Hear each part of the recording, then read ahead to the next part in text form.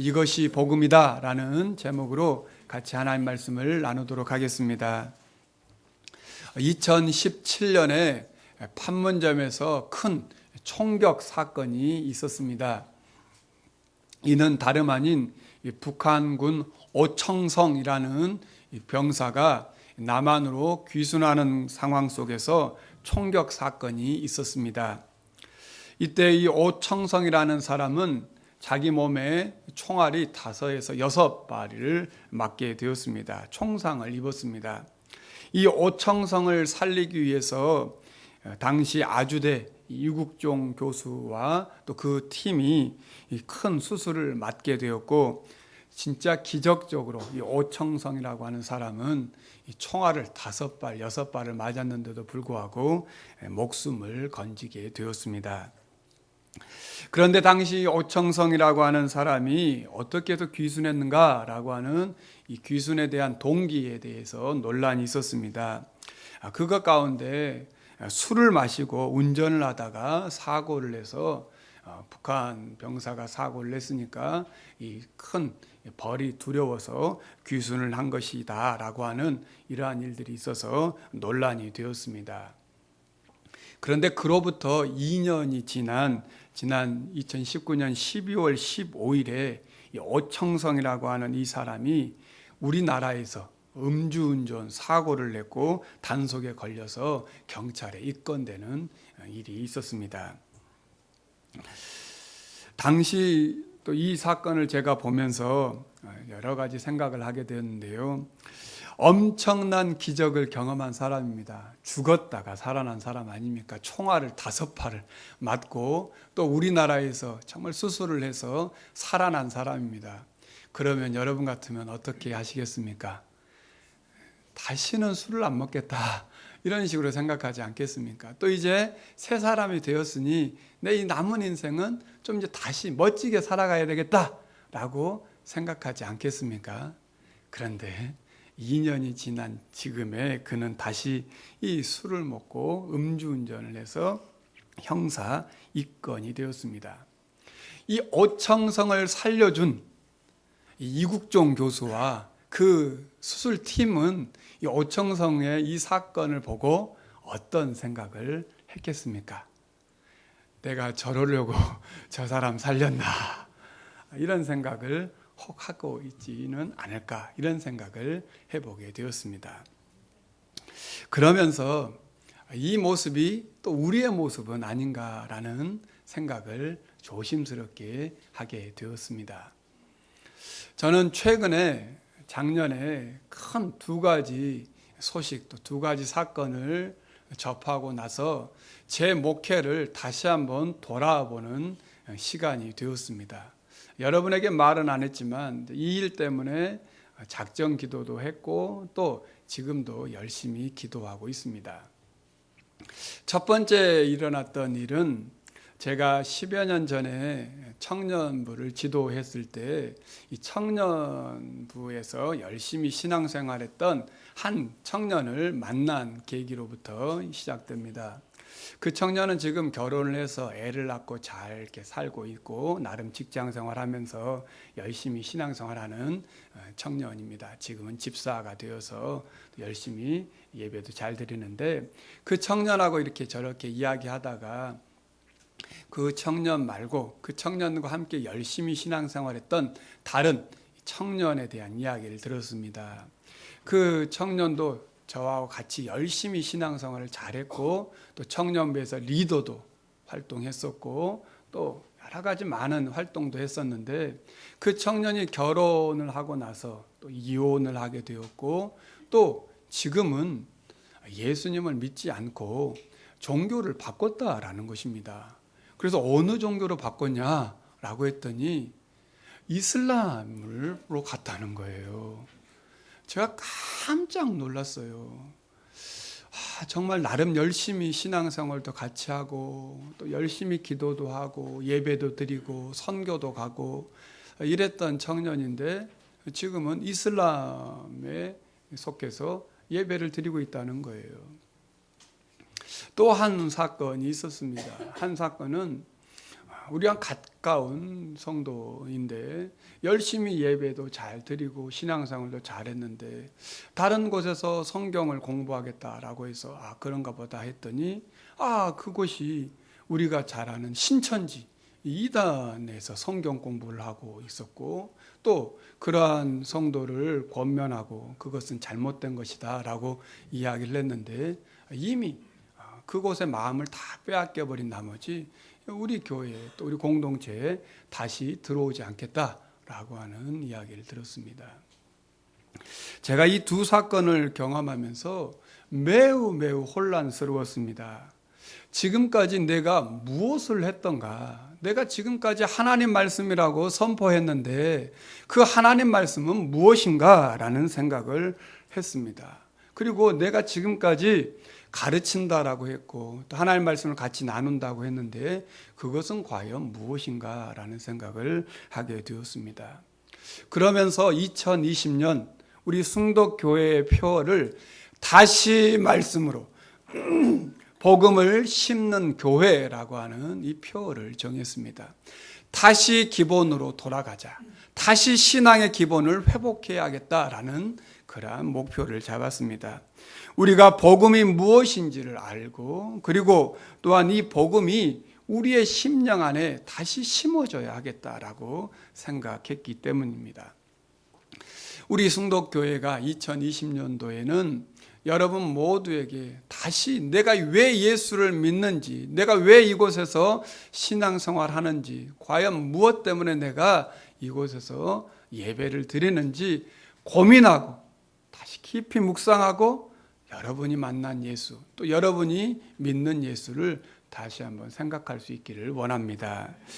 오늘 우리가 읽은 이 본문 말씀은 지난 시간에 살펴본 대로 예수님께서 제자들에게 너는 나를 누구라 하느냐라고 하는 이 복음서에서 가장 핵심이 되는 이 질문에 대한 대답을 듣고 이제 말씀하시는 말씀입니다.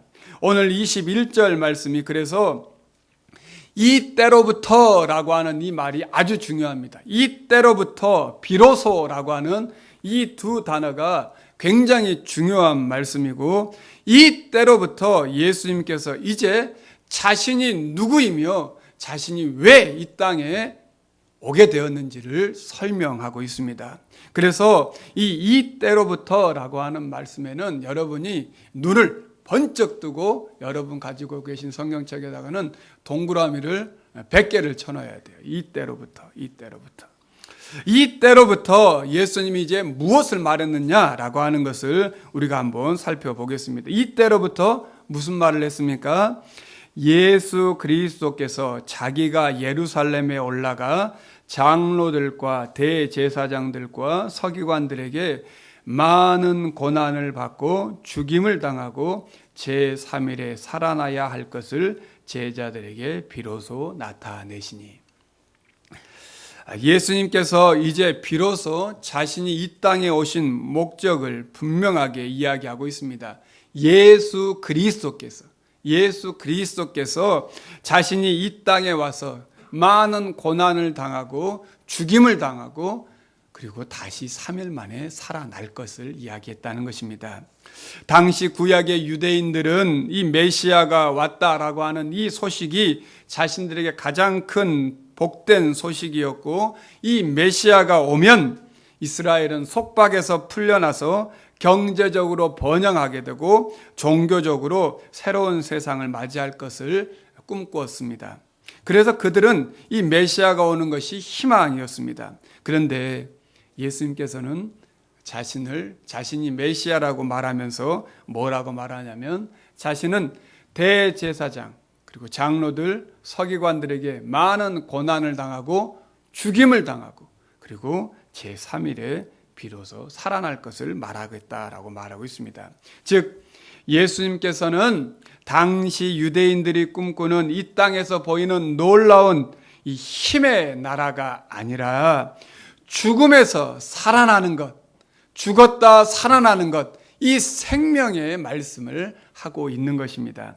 성경에서 말하는 복음의 핵심이 뭐냐라고 한다면 오늘 마태복음 16장 21절에 나와 있는 이 말씀이 복음의 핵심입니다. 예수 그리스도께서 고난을 받고 죽임을 당하고 제3일에 살아나셨다라고 하는 것입니다. 이것이 복음입니다. 사도행전에 보면 예수님을 따랐던 제자들이 성령을 받고 나서 이 예수님께서 말씀하신 이 복음을 증거했습니다. 이 핵심을 증거했습니다. 보시면 사도행전 2장 36절에 보면 베드로는 이렇게 말합니다.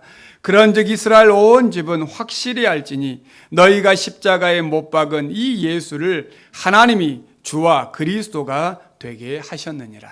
사도행전 3장 15절에도 생명의 주를 죽였도다. 그러나 하나님이 죽은 자 가운데서 그를 살리셨으니 우리가 이 일의 증인이라. 사도행전 5장 30절에서 31절도 너희가 나무에 달아 죽인 예수를 우리 조상의 하나님이 살리시고 이스라엘에게 회개함과 죄 사함을 주시려고 그를 오른손으로 높이사 임금과 구주로 삼으셨느니라. 바울도 마찬가지입니다. 이 말씀을 듣고 사도행전 13장 30절에 보면 하나님이 죽은 자 가운데서 그를 살리신지라. 또 사도행전 17장 3절에도 보면 뜻을 풀어 그리스도가 해를 받고 죽은 자 가운데서 다시 살아나야 할 것을 증언하고 이르되 내가 너희에게 전하는 이 예수가 곧 그리스도라. 그리고 사도행전 26장 8절에서도 이렇게 말합니다. 당신들은 하나님이 죽은 사람을 살리심을 어찌하여 못 믿을 것으로 여기시나이까. 복음이 무엇입니까? 복음은 1차적으로 우리에게 행해진 일을 말합니다. 그 행해진 일이 무엇입니까? 예수께서 죽으셨다가 다시 살아나셨다라고 하는 것입니다. 이것이 복음입니다. 그렇다면 왜 이것이 복음입니까? 왜 이것이 복된 소식입니까? 본래 복음이다라고 하는 복음, 한자로 복자에 소리 음자 말하는데 기쁜 소식, 좋은 소식이라는 말입니다. 헬라 시대에는 이 복음, 헬라어로 유앙겔리온이라는 단어를 쓰는데요. 이 유앙겔리온이라고 하는 단어는 두 가지 의미에서 썼다고 합니다. 첫 번째는 자녀가 출생했을 때, 자식이 낳았을 때 복되다, 기쁘다라고 했을 때 유앙겔리온이라는 단어를 썼고, 또 하나는 전쟁에서 승리했을 때, 전쟁에서 승리하는 그 승리의 기쁜 소식을 전할 때에 유앙겔리온, 복음이라는 단어를 썼다고 합니다. 예수님께서 이 땅에 태어나신 탄생의 사건, 그리고 예수님께서 십자가의 죽으심과 부활의 이 소식을 복음이라고 하는 이 똑같은 유앙겔리온이라는 단어를 쓰는 것은 우리 인생에서, 우리 인류에서 예수님의 탄생과 예수님의 죽으심과 그리고 다시 살아나신 이 부활이야말로 가장 복된 소식, 가장 복음이라고 하는 사실을 우리에게 말해주고 있는 것입니다. 그래서 성경은 이것을 복음이라고 이야기하고 있습니다. 자, 그렇다면 다시 왜 이것이 복음입니까? 왜 예수님께서 죽으셨다 살아나신 것이 복음입니까? 복음은 우리가 구원받았다라고 하는 것을 선포하는 기쁜 소식입니다. 그러면 무엇으로부터 구원을 받은 것입니까? 질병에서 구원받은 것입니까? 복음입니까? 아니면 어떤 문제 가운데 해결받은 것이 복음입니까? 성경에서는 어떤 위협이나 또 어떤 상태에서 구조받은 것을 복음이라고 하지 아니하고 궁극적으로 하나님의 진노의 심판에서 너희들이 그 심판을 면하게 되었다라고 했을 때 구원받았다라고 말합니다. 창세기 3장 17절에서 19절에 보면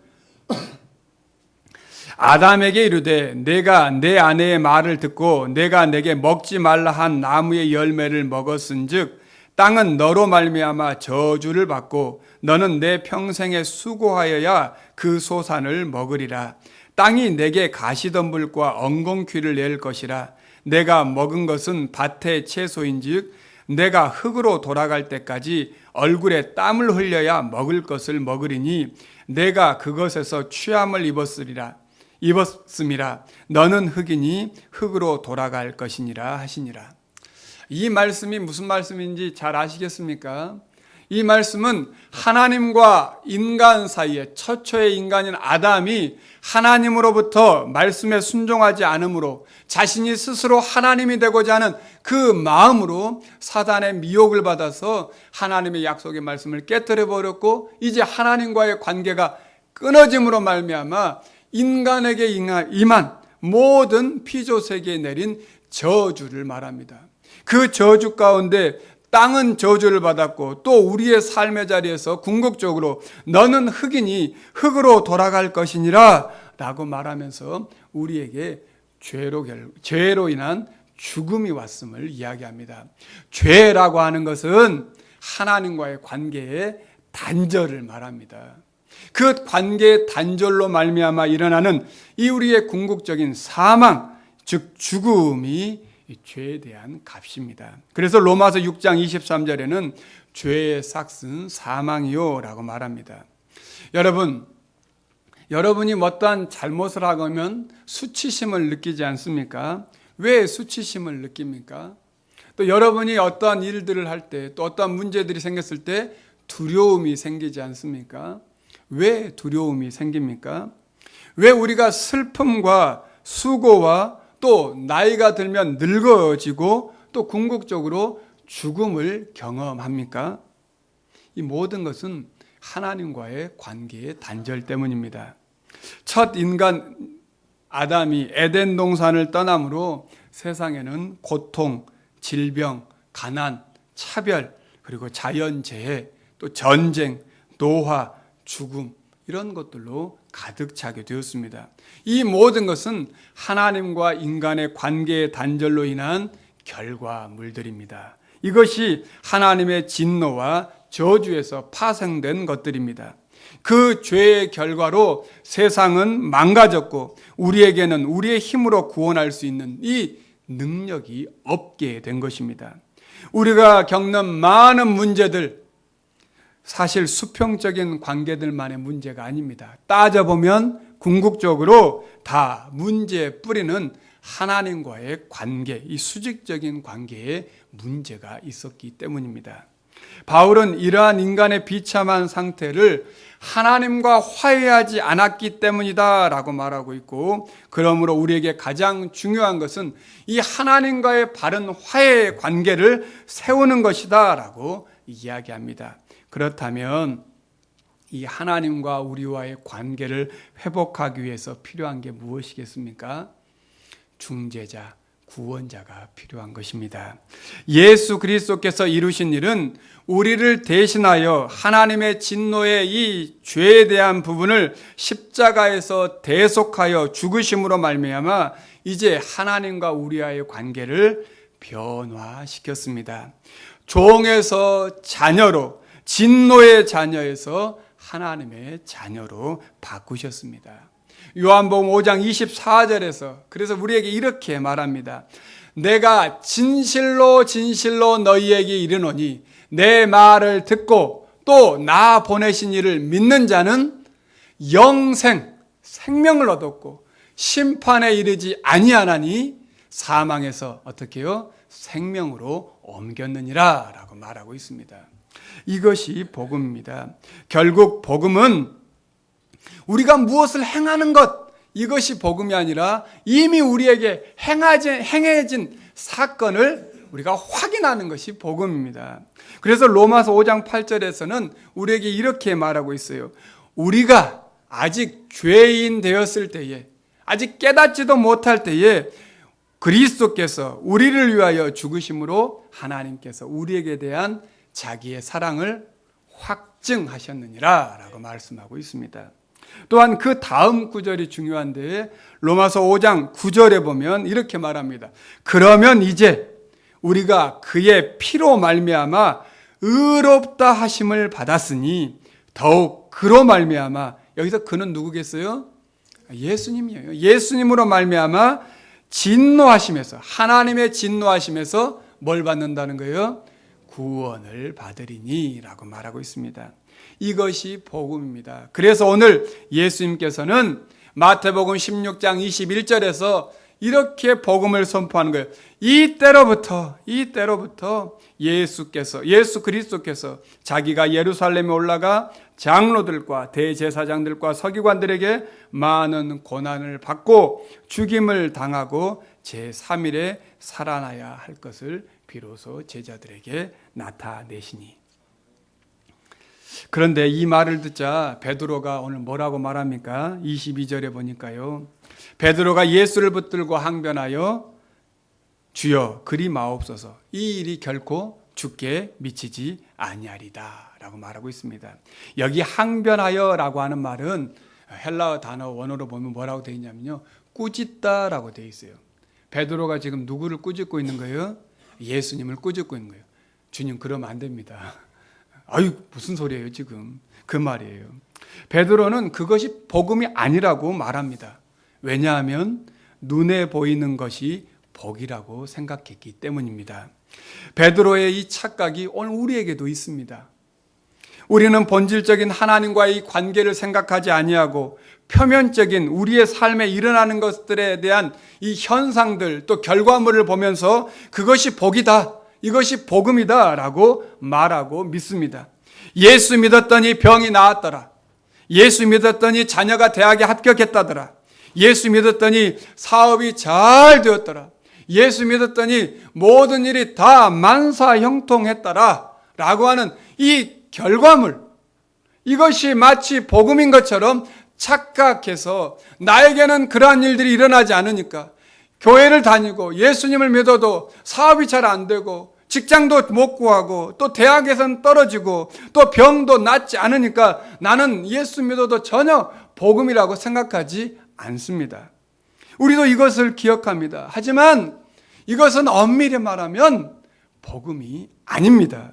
복음은 이미 예수님께서 모진 고난을 받으시고 십자가에 달려 죽으시고 사흘 만에 다시 살아나셨다. 이것이 복음이에요. 이 복음을 믿음으로 우리가 구원을 받는 것이고 영생을 얻었고 하나님의 자녀가 되어서 누리는 은혜들이 있는 것입니다.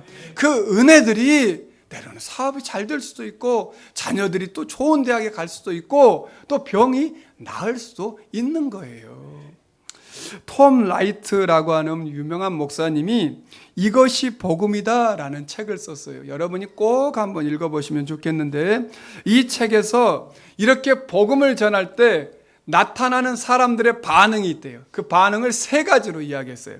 첫 번째는 이 말을 듣고 아이고 이 바보 같은 소리 하네, 어리석거나, 두 번째로는 아유 그런 소리 하면 지루쳐 꺼리끼거나, 세 번째로는 그 말씀에 좋아서 행복해하거나 라고 하는 말을 이렇게 반응한다는 거예요. 고린도전서 1장 23절에 보면 이걸 그대로 이렇게 말했어요. 우리는 십자가에 못 박힌 예수 그리스도를 전하니 유대인들에게는 거리끼는 것이요 이방인들에게는 미련한 것이다. 그런데 그 다음 절 24절에 보니까 오직 부르심을 받은 자들에게는 유대인이나 헬라인이나 그리스도는 하나님의 능력이요 하나님의 지혜니라. 그렇습니다. 오늘 예수님은 우리에게 분명하게 말씀하고 있습니다. 오늘 본문 마태복음 16장 24절로 다시 가시면 누구든지 나를 따라오려거든 자기를 부인하고 자기 십자가를 지고 나를 따를 것이니라. 이 약속의 말씀을 붙잡고 오늘 우리도 십자가를 지는 자들은 그 십자가가, 예수님의 십자가가 우리에게는 능력이고 지혜이고 우리에게는 복음이 됩니다. 왜냐하면 그 예수님의 십자가는 죽음이 아니라 생명이고 구원이고 영생이기 때문입니다.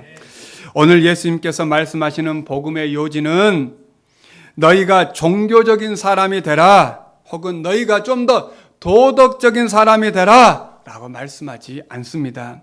우리가 하나님 나라에 동참하기 위해서는 오직 이 복음을 너희들이 받아들여야 하고 이 복음에 순종해야 하며 이 복음을 확실히 기억하고 이제 너희도 십자가를 지고 나를 따라야 한다라고 말씀하고 있습니다. 그것이 우리의 사명이고 오늘 우리가 여기에 서 있는 것입니다. 그때 우리도 복음을 전하는 자가 될 수 있습니다. 지난 한 주간 우리 한국 교회는 우리 박병록 장로님께서 오늘 기도하신 것처럼 2020년 한국 교회의 모든 교회들이 하나 되어서 한 말씀과 한 예배로 하나님께 나아가 우리의 죄악을 회개하고 더욱 주님께서 맡겨주신 사명을 감당하자라고 하는 마음으로 특별 새벽 기도회를 실시하였습니다. 새로운 변혁을 이루고자 하는 마음이었습니다. 그런데 제가 가슴에 와 닿았던 말씀 가운데 많이 있었지만 그중에 두 번째 날 목사님께서 하신 말씀, 이 다니엘이 바벨론의 포로로 잡혀가서 그곳에서 바벨론뿐만 아니라 메대와 바사 정부의 고관에 이르기까지 계속해서 다니엘이 이렇게 하나님 말씀에 붙들려서 살 수 있었던 그 이유가 무엇인가? 라고 하는 이 설교였습니다. 그 목사님이 이렇게 이야기하셨습니다. 아마도 성경에는 기록되어 있지 않지만 바벨론으로 포로로 잡혀갔던 다니엘의 그 어린 시절, 그 10대 소년이었을 때에 누군가가 그의 부모였든지 그의 교사 선생님이었든지 누군가가 다니엘에게 너는 하나님을 경외하는 사람이어야 해. 너는 하나님의 사람으로 왕의 진미를 먹지 아니하고 우상에게 섬기는 재물을 먹지 아니하고 오직 하나님만 섬기는 사람이 되어야 해 라고 가르쳤던 그 누군가가 있었기에 다니엘이 그 장소는 다른 바벨론, 메대, 바사와 같은 그러한 시대 속에서도 끝까지 하나님을 붙들고 살 수 있었다라고 하는 말씀이었습니다. 오늘 우리가 신앙생활하는 이 자리에 서 있는 이유는 누군가가 오늘 우리를 위해서 먼저 복음을 전해 주었기 때문에 우리가 이 자리에 있는 것 아니겠습니까? 그것이 우리의 부모일 수도 있고 우리 지금 교회학교 교사 선생님들일 수 있고 또 누군가 목회자였을 수도 있고 또 누군가 학교에서 만났던 그 신앙의 선생님일 수도 있었을 것입니다. 그들을 통해서 영향을 받았기에 여러분이 지금 이곳에서 예배를 드리고 있는 줄 믿습니다. 그렇다면 이제 우리도 그 누군가에게 이 복음을 전하기 위해서 복음의 씨앗을 뿌려야 하지 않겠습니까? 사도 바울은 로마서 10장 14절에서 15절에 이렇게 말합니다. 그런즉 그들이 믿지 아니하는 일을 어찌 부르리요? 듣지 못한 일을 어찌 믿으리요? 전파하는 자가 없이 어찌 들으리요? 보내심을 받지 아니하였으면 어찌 전파하리요? 기록된 바 아름답도다 좋은 소식을 전하는 자들의 발이여 함과 같으니라. 아멘. 전 세계에서 유일하게 전쟁을 치르고 난 후에 우리 한국만 성공한 놀라운 사건이 있다고 합니다. 그것 가운데 하나는 모든 민둥산이 푸른 강산으로 바꾼 것입니다. 우리가 눈에 보이는 산들, 이 산들이 아주 아름답고 울창해서 마치 처음부터 그런 것 같은데요. 본래 한국 전쟁이 일어나고 그 전에 우리가 일제 강점기가 거친 뒤에 우리나라 산들은 다 이렇게 민둥산들이었다고 합니다. 그런데 이 민둥산들을 보고 심지어 유엔에서는 한국의 이 산들의 황폐화는 고질적이며 도저히 회생할 수 없다라고 유엔에서도 이야기를 했다고 합니다. 그런데 불과 50년 만에 우리나라는 녹음으로 가득 찬 강산을 만들어냈습니다. 어떻게 우리나라가 이렇게 민둥산에서 이렇게 푸르고 푸른 강산으로 바꿀 수 있었을까요? 그냥 우연히 이렇게 됐을까요? 여기에 대한민국의 육종학자였던 고 현신규 박사님이라는 분이 있었기 때문이라고 합니다.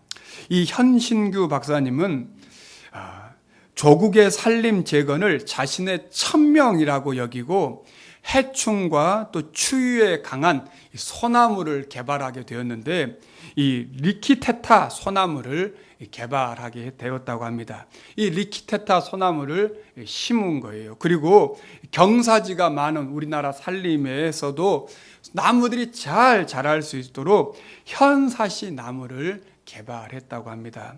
그리고 정부와 국민들이 산림 녹화 사업을 실시하면서 우리 강사는 많은 나라에서 실패한 산림 녹화 사업을 성공하게 되는 세계에서 유일한 나라가 되었다라고 합니다.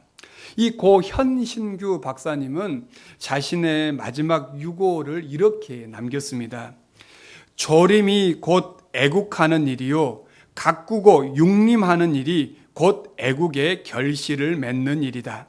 산에서 일하다가 살이 찢겨지고 피가 나와도 나라와 결애를 위하여 참고 희생하는 일, 세상이 알아주지 않고 박봉에 굶주리는 생활도 나라와 결애의 먼 앞날을 위하여 참고 봉사하는 일, 이것이 곧 조림과 육림하는 길이며, 이러한 정신으로 국민 전체가 무장되어 있을 때에 그 나라와 그 결에는 쇠퇴와 몰락이 있을 수 없다라고 썼습니다. 여러분, 올해 다시 말씀으로 복음을 심는 우리 교회가 될 수 있기를 원합니다. 서울신대 총장을 지낸 목창군 교수님은 이단 논쟁이라는 책에서 이단을 피하고 격파할 수 있는 최선의 길은 체계적인 성경 공부와 말씀에 대한 묵상이라고 했습니다. 그래서 말씀의 회복과 말씀의 실천이야말로 우리가 힘써야 할 모습이다라고 가르치고 있습니다. 이 세상에서 다시 우리 성도들이 성도로 살 수 있는 길이 무엇이겠습니까? 말씀의 회복과 실천입니다. 그러기에 다시 우리의 몸과 마음을 기경하는 이 훈련을 해야 하겠습니다. 그리고 그 기경한 밭에다가 다시 복음을 심어야 하겠습니다. 저는 현신규 박사님의 말씀을 이렇게 한번 바꿔 보았습니다. 예수가 곧 복음이요, 나의 십자가를 지고 복음을 심고 가꾸는 일이 곧 복음의 결실을 맺는 일이다. 복음을 전하다가 살이 찢어지고 피가 나와도 하나님 나라와 예수님을 위하여 참고 희생하는 일, 세상이 알아주지 않고 경제적으로 굶주리는 생활도 하나님 나라와 교회의 먼 앞날을 위하여 참고 봉사하는 일, 이것이 곧 복음과 생명의 길이며, 이러한 정신으로 성도 전체가 무장되어 있을 때에 그 나라와 그 교회는 쇠퇴와 몰락이 있을 수 없다. 성도 여러분, 예수님은 기독교라는 종교를 만들기 위해서 이 땅에 오셔서 십자가에 달려 죽으시고 다시 3일 만에 살아나는 것이 아닙니다. 복음은 예수님께서 십자가를 지고 고난받고 죽임을 당하고 제3일에 살아나야 될 것을 믿고 오늘 우리도 그 예수님의 뒤를 따라 십자가를 지고 가는 것입니다. 왜냐하면 이 길이야말로 생명의 길이고 구원의 길이고 영생의 길이기 때문입니다. 다시 오늘 이 말씀을 붙잡고 여러분의 삶의 자리에서 오직 예수 그리스도, 그분이 우리를 위하여 고난을 받으시고 죽임을 당하시고 제3일에 살아나셨음을 다시 한번 선포하는 진정한 복음을 알고 복음을 전하는 믿음의 성도님들이 되시길 바랍니다. 기도하겠습니다. 주님, 오늘 다시 복음을 들었습니다. 이제 이 복음을 우리 가슴에 심습니다. 잘 자라도록 성령님 은혜의 생수를 부어 주시옵소서. 세상의 유혹과 시험에 복음을 빼앗기지 않게 하여 주시옵소서. 이 땅에 속하여 이 땅만 보다가 이 땅의 것만 추구하며 사는 우리에게 영원한 생명을 허락하신 예수님의 이름으로 기도드립니다. 아멘.